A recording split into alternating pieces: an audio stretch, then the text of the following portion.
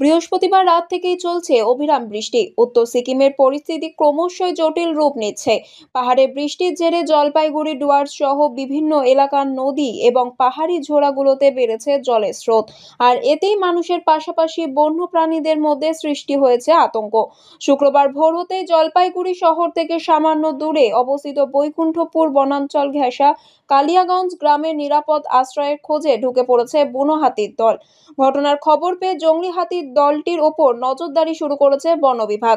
গ্রামে ছড়িয়েছে হাতির আতঙ্ক।